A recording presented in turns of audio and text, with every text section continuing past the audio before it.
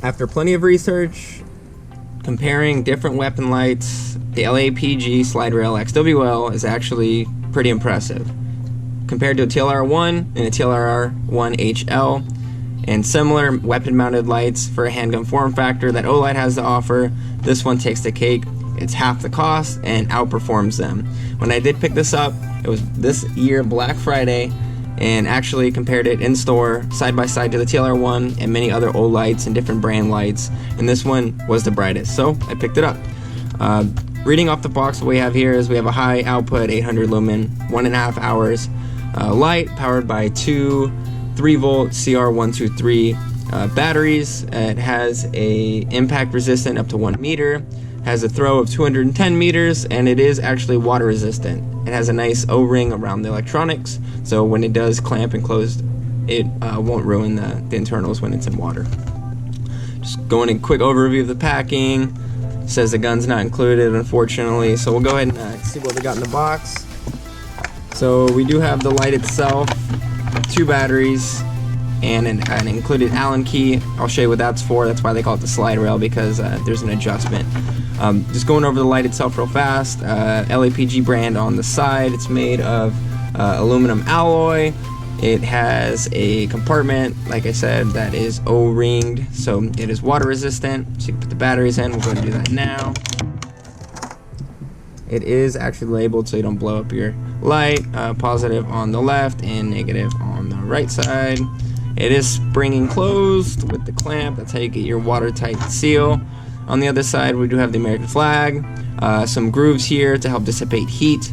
And after about using this light for half an hour on and off, it doesn't seem like the lens heats up too much.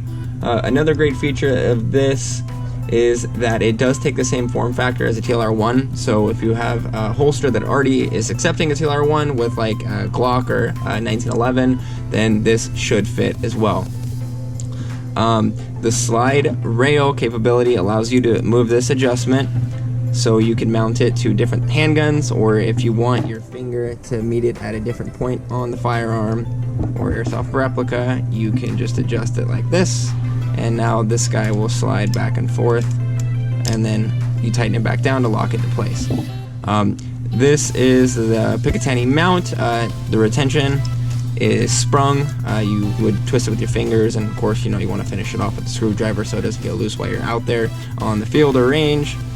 Going over this, it's about 3.5 inches in length. The diameter is about 1.5 inches. It doesn't weigh that much. The box said it weighs 133 grams. They say to only mount it to polymer Picatinny rails, but I did mount this on my Crytek LVOA, so that fits fine. It is ambidextrous control, so on the left side here, it is down to turn it on. On the right side or up, it is locking to keep it on. As you can see, it's super bright itself. I'll go ahead and mount this on my Salient Arms SIA Blue, or Salient Arms EMG Blue, whatever you want to call it. So once it's mounted on, you're going to want to go ahead and spin that to lock it closed. And I have it adjusted to where my thumb will actuate the left side and my trigger finger will actuate the right side. So as you can see, it does fit the firearm replica pretty well here. Like I said, and it will fit most of your holsters.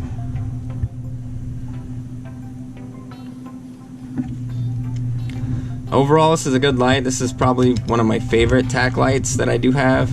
It's only moving because it's not locked down with the slide rail and the lock there.